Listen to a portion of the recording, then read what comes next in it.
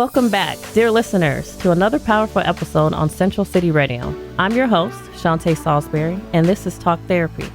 And today, we are diving deep into the courageous journey of those who have suffered from domestic violence, sought shelter, and found strength in the support of a domestic violence advocate. Our guest today has a remarkable story of resilience and triumph, and we are honored to have another courageous thriver share their experiences with us. But before we introduce our guests, let's take a moment to understand the emotional impact of being abused in a relationship. Domestic violence can leave deep scars that are not always visible on the surface. Victims often struggle with a range of emotions, from fear and shame to anger and confusion. They might feel trapped and isolated, not knowing where to turn for help. We'll explore these emotions and shed light on how survivors can begin their journey towards healing and recovery. Later in the episode, we'll share the process of seeking help. The decision to leave an abusive relationship is never easy, and our guests will share their firsthand account of finding the strength to escape a dangerous situation. This part of our conversation might be triggering for some listeners, so please be mindful of your emotions and reach out for support if needed. Now let's welcome our extraordinary guest, Taffy, who has graciously agreed to share their powerful story with us. Thank you for joining us today. You're welcome. Thank you for having me. Well, my name is Taffy, and I'm going to tell you a little bit about my journey. It's painful, it's explicit, it's happy, it's sad. But the conclusion of it all is I'm on the right path to recovery. My journey started about 6 years ago, maybe a little longer. I was with my partner for 30 years, and she passed away. I had beat advanced stage 4 cancer, and that left me with a massive heart condition. I have a pacemaker and a defibrillator, but I'm alive and I'm here. Love it. I came to Arizona and I stayed with my sister and her husband. And after about 2 years, I got bored, so I decided to go on online dating. Don't ever do it. I don't recommend it to nobody. I hear that. Zeus, it's called. And I met my wife on Zeus. I did not know the extent of her illnesses. I believe in my heart she has a great heart, because I thought I was good at picking out people with good character. But she has multiple personalities. She has all kind of medical issues. She's bipolar, she's schizo, but I didn't know the extent of it all.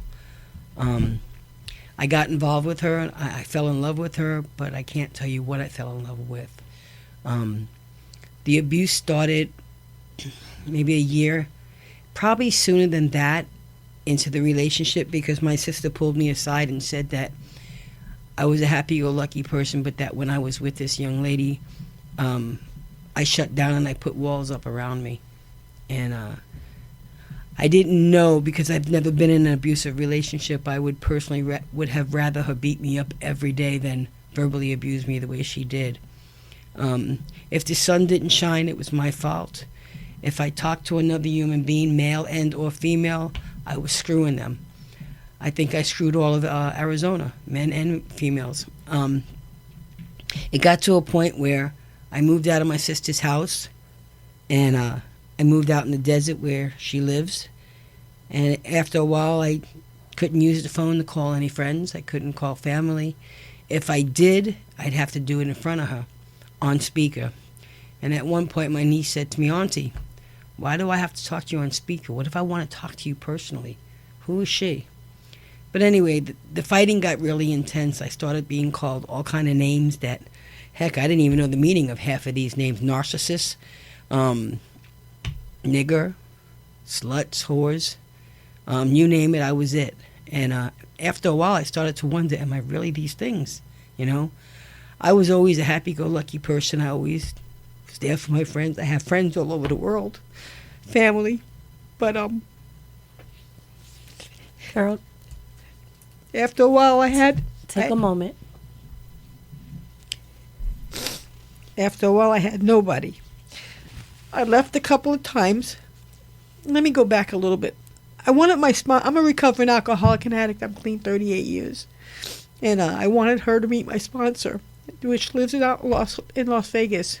And I prepared my sponsor, told her a little bit about her, and we went out for the weekend.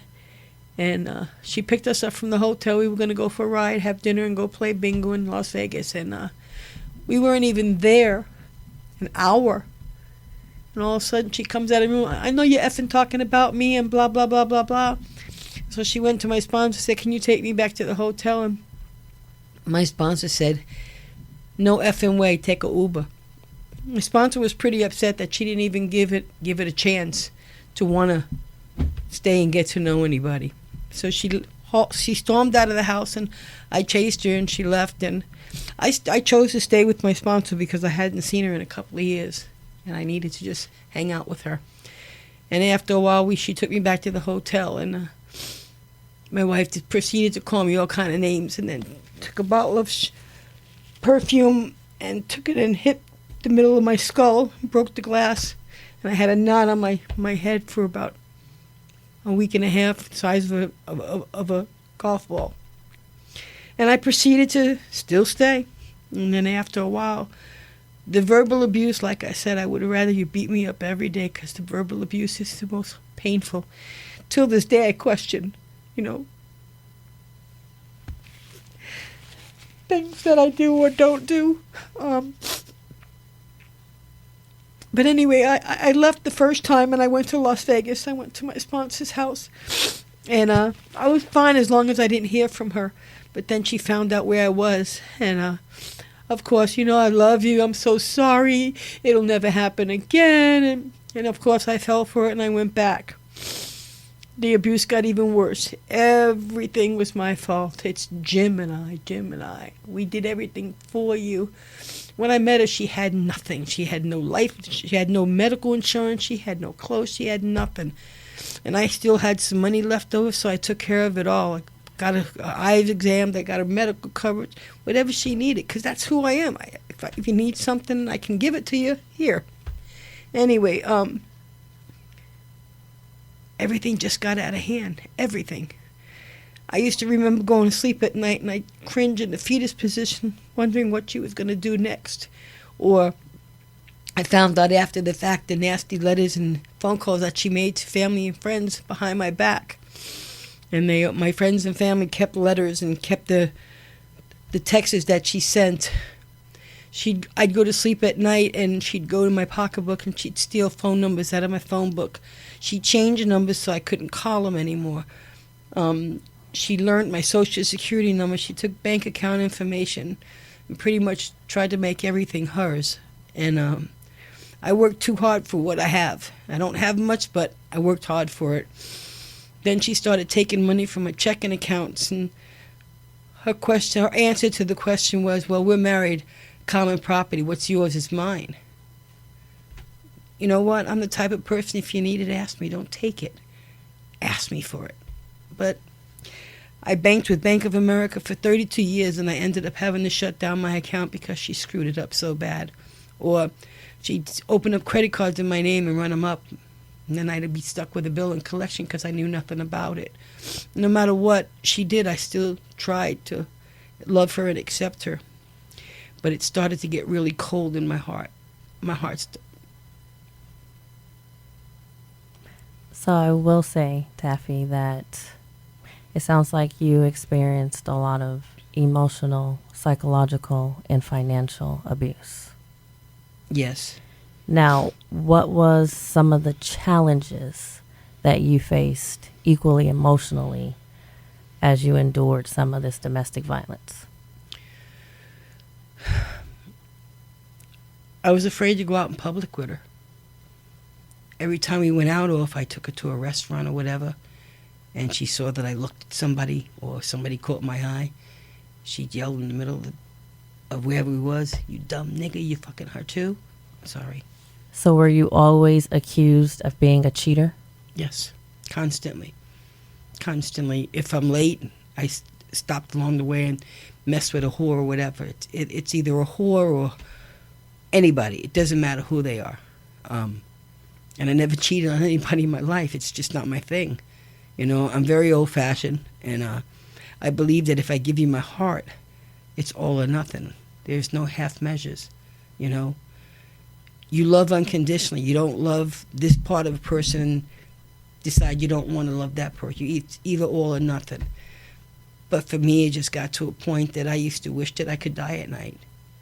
Because after a while, my friends and family turned their back and they said, no more. We're not going to be there for you. Because I left several times and I'd always go back. The last time I left, I had an appointment with the cancer hospital because I had to have my test done. And she broke into their computer to get my phone number. And that's how she found me. And I ended up going back. And my sister said, no more. No more. So I lost a lot of family members. I lost a lot of friends. But now, thank God, people are starting to talk to me and they're really happy for me. The last time I left before this last time, I had an advocate. Shante was my advocate. And it took me a little while to figure out how to say her name right. But first time I called her, and I got her phone number basically from the hotline. They told me to make all these phone calls to see if I can get into a shelter, and of course everything is full, always full. And that's here in Arizona, correct? Yes, here in Arizona. They need more facilities and more help, real help. I'm not talking someone to answer the phone and to take your complaints.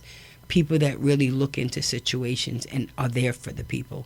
But anyway, I got in touch with you, Shante, and you said to me, give me a day or so and let me see what I can do to get you hooked up to a shelter. And I told you, I said, my first thing I said to you, if Taffy can't go with me, I ain't going. I'll stay in my car. That's my dog. Mm-hmm. And she's my whole life. If it wasn't for my dog, I would have died a long time ago.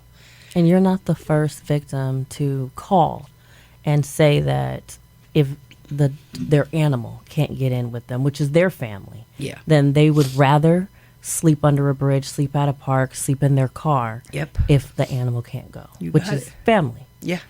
So you told me to get a letter from my doctor's office, and I did. I went to see Dr. Hatfield, and he gave me a letter, whatever you need. And I said, I got the letter. And then she sent me to, I don't even know the name of it. Hang on. I just know it was on 35th. And I got there really late, and I found the people to be rude. But I went there, got interviewed, and I stayed until after, I believe, right after Christmas, after New Year's. And yes. So when you reached out to me, it was before Christmas, and I did before give you. Thanksgiving. Was it before Thanksgiving? Yeah, because I spent Thanksgiving there. And I gave you a few tasks. Yeah. And so that's really big, because that's the reason why I don't like taking referrals, because I like to have someone that is doing the work. And I have tasks. And so right after you got into a shelter, what did that look like for you? I hated it. I was ashamed. I couldn't believe that I was there. The things that went on there should not be going on there. The drug activity, and get up in the middle of the night and people are out there screaming and yelling, and cops were always there. But I stuck it out until I ended up going back to my abuser. And I went back. I didn't get a hold of you for quite a number of months until I finally said, God, please, just give me a sign, but I got to go, and it's got to be permanent. I can't just do half measures anymore. And that sign came. I got tired of being called a dumb black nigger and a whore and a slut. Which, Taffy, are you black? Are you African American? I'm Puerto Rican and mixed. Mixed with what? Irish, German, black, and I'm Irish, German, black, and Puerto Rican. My mother's white. My father's a black Puerto Rican. Okay. So I'm a mutt. Okay. But I'm a happy mutt. Okay. And pack your shit, she said, and the black garbage bags you came here with. And that's exactly what I did. For the first time, I put my fear up my ass. And I said, whatever's going to happen is going to happen, but it ain't going to happen here. And I used to take care of the elderly. And David gave me his car when he was 95 years old because he stopped driving. Thank God, because I would have never been able to afford a car. But he shipped it down. And the type of person that I am, her ex-husband needed a car to go to Oregon to work. So I said, hey, you could use mine. And I signed it over to him. And for 3.5 years, I couldn't get my car back. And Every time I asked, it's not your car, and it would be used over my head. Finally, I did get it back, and that's what gave me the courage to get in the car and leave. I threw whatever I could, all my Hess trucks. That was so important to me. And whatever little clothes, because most of the stuff she kept. I have a coin collection, baseball collection, memorabilia that she kept everything. Anything she ever bought me, she kept it as a hostage. I'm not giving you nothing. I bought it, it's mine. So I left without it. And I got a hold of Shante again after calling days, leaving messages. She wouldn't call back. She wouldn't call back. Finally, I said, I guess I burnt that bridge too. And then my phone rang, and it was you. And why should I help you? The reason why you should help me is because now I'm ready. And I explained to you what went on, what wasn't going to go on anymore, and that I was scared, and that I would do whatever it took to save my life and to get back Carol. Anyway, so Shante got me into a safe house, and I remember it was a Sunday, and I remember driving over there, and it was pouring rain. I couldn't figure out how to get there, and I was screaming and yelling, this is not worth it anymore. It's just not worth it. And finally, I called the safe house, and Miss Denise guided me to the safe house over the phone, and I finally made it there. And again, I didn't like that either, but I knew that I had to put my wall down and let people help me that knew what they were doing. And in the beginning, it was rough. You're with a bunch of other females that some situations are less or worse. And but I ended up working their program, and I actually ended up enjoying it. I learned a lot about myself. I learned boundaries. I learned what I did not want in my life anymore, and I don't do crazy anymore. So let me jump in here. So a few things that we talked about is meeting someone online. So not necessarily is online bad. So online dating is not a bad thing. We're not going to discredit those who have met the love of their life online and found that happiness, but just remembering that everyone's story is different. It definitely is. And so to those who have found the love of their life, congratulations. And of course, in your situation, you didn't have a good experience online. No. So we can respect that. Oh, yeah. But abusers aren't just lurking online. So you can find them anywhere. You can find them at a gas station. You can find them at the mall. They're probably in your past. You know, a lot of us go back to dating people from high school or college or what have you. And we realize that not only have we grown, but they've grown and we've grown apart. So these two individuals are different. Yeah. And so there might be some traits in this person that just might not fit your world in that moment. And so just to cover that part in regards to online dating, another thing that you discussed was losing friends and family. Yeah. In that scenario of abuse, that's isolation. That is when they start to wean people from you, so therefore they can just have you. You have no one else to turn to and nowhere to go. You have burned all of those bridges, and now it leaves you to just rely on them. It makes it easier for them to discredit you, hurt you emotionally, psychologically, financially, all of that, because now you don't have anyone else. And I didn't. Now, you did express that you've left several times. You know, you went back, you left several times. In domestic violence, the number is 7. So how many times do you think you left and went back? Around 6. Yeah. And you were done after that, right? Oh, more than done. More than done. No matter what I did, no matter what I didn't do, I found myself always trying to please her and disregarding me. You know, the outburst got even worse. And it got to a point where, you know what? I just looked up and said, God, I'd rather be dead than have to go through this. It's just not worth it anymore. I started to hate myself. I started to contemplate suicide, and like the world would probably be better off without me anyway, so screw it. I'm just going to go ahead and If it wasn't for Taffy, man, forget it. It would have been. I would have ended it a long time ago. No one should have to be abused that way, physically and or mentally. I was abused as a child, so I used to say as a child, I'm gonna grow up and no one's gonna ever do this to me again. Nobody didn't until I was an adult. I can't tell you why. I can't tell you what it was or wasn't that drew me to her. It happened.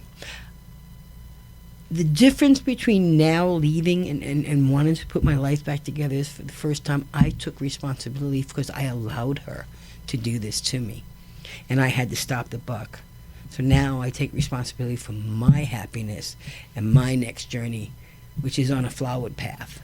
You know, I joined a church that I love. I got new friends. I got family and friends that are back in my life again. I have a support system. I have Shante that I drive crazy all the time because I demand that she calls me right away. And if she doesn't, I get pissed off. I do. I really do. I get very pissed off. And so let's address that because we do understand that when it comes down to being a victim of domestic violence, we also start to mirror some of those things that we experience. Yes. And so I'm really big on making sure that the change begins within ourselves. Inside, outside. Definitely. And so a lot of times, especially with my clients, I will I know. I will put you through, some of those obstacles of, like you just said, like, I demand for you to call me back. That's aggression. Mm-hmm. And that is something that I have to have you work through. And I do. Yes. Like, But that's see, very important. What's good about you, though, is no pain, no gain. And you have to be challenged, because if you're not challenged, you slide back. And sliding back is not a good thing. You need to keep going forward. And that's why I like the challenges that you set forth for me. I love it. So what would you say, as far as advice goes, to a victim of domestic violence who is trying to leave, but they don't have an advocate? Because as we are aware, not all of the organizations come with supportive advocates, or sometimes no advocates at all. True. What I suggest is, if you have a neighbor that you're close to or a friend, reach out and ask for help. Don't be ashamed, because there's millions and millions of people in this world that are in domestic violence relationship, whether it be a male or a female. They're there. And reach out to someone that you know that you can trust. Find a way to get out. Don't beat yourself up for it. Just take forth everything that you can, your soul, your heart, and just ask God for guidance. I started writing because I didn't know what to say or how to say it. I didn't want to express myself verbally, so I started writing, and I love to write. Write if you have to, but reach out to a neighbor, a friend. Because the first time I left, I reached out to the neighbor across the street. And that was how it all began for me. But reach out to a friend or a neighbor, someone you can trust, or someone that you know at the grocery store, and you go into the grocery store, slip a note, say, listen, I really need help. Do everything you can to get out of that situation, and then start your journey. Put down your boundaries of what you don't want in your life and what you do want in your life. Do the pros and the cons concept. Why did I stay? Why do I love her? What is it about her or he that I loved? Why didn't I leave? Pros and cons, and then look at it. The answer is there. The answer is in our hearts. But I think we, as people that are being abused, we get so comfortable with the abuse that that's all we think we should have, because we know what to expect. So trying to leave it and try to change it, it's scary, because you don't know the unknown. At least the abuse, I know it's coming at 7 o'clock tonight. I know this is going to happen. But the change is painful, but it's beautiful, and the journey is worth it. You're worth it. Life is worth it. So what were some, or just one, what was your biggest struggle in getting into a shelter? They give you a whole bunch of phone numbers, and they tell you to call everybody, and hopefully you'll get a bed. And everything was full. So there was no direct resources. There was no number that could pick up the phone and say, hey, Taffy, thank you for calling. Hey, if you could be at this place by 7 o'clock or what have you, which I gave you a few numbers, which were supposed to be the hub, which is the domestic violence hotline, and also the crisis line. And I called. Yes. And those are the hub of Arizona. So they should not just be answering the phone. They do. They should be providing more so than just resources and phone numbers. I agree, but they don't. Should be giving you information about what shelters are available that fit your situation. True, but they don't. But I did call one of the numbers you told me to call, and they interviewed me for 45 minutes, and I told them what took place.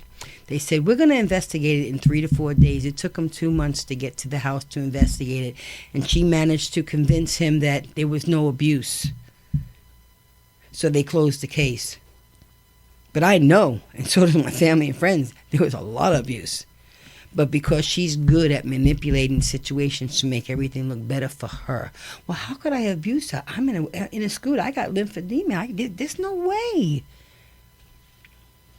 So it sounds like even, again, we fight those systemic barriers. And it sounds like even the system failed you when they should have been protecting you. You got They it. should have helped you find a safe house. Everything else can wait. I can do the due diligence behind your story later, but I want to make sure that I have you in a safe space, especially here in Arizona. You know, with temperatures being at 115 and above, and or at the time, it was super cold. It was raining. I've had several clients reach out to me with those types of situations, sleeping on park benches. And so I completely understand, in which is why every time you call, I'm like, give me a second. Let me reach out so I can get you a bed. Now, how long is my intake? Your intake? For what? For you being there for me? When you first call me. Do I take 45 minutes to drill you or re-victimize you? No, and you go don't do deep any of into that. No. And you wait until we get situated with a roof over our head, and then we go for the gusto. But that's the way it should be, because when you got me into the second shelter, the safe house, it actually felt good to take a hot shower. Yeah. It felt good to sleep in a bed and hold my dog. Yeah. And when we were in the car, all I cared about was making sure she ate. I didn't care about me. Just as long as Taffy was warm, she ate and she was safe. That's all I cared about, you know. And I found some friends while I was out there that helped me out. My friend Trish and Red, they each one of them gave me $20 every day, because I used to go to the truck stop and take a shower. And then I found out my insurance paid for my YMCA that was right down the street, so I was able to go there at 6 in the morning, and I smuggled Taffy in, and I took a shower there. Yeah. But yeah, no, you've been really good. You found us a place, and then you talked to us, and then you baked the cake, and these are what we have to work on.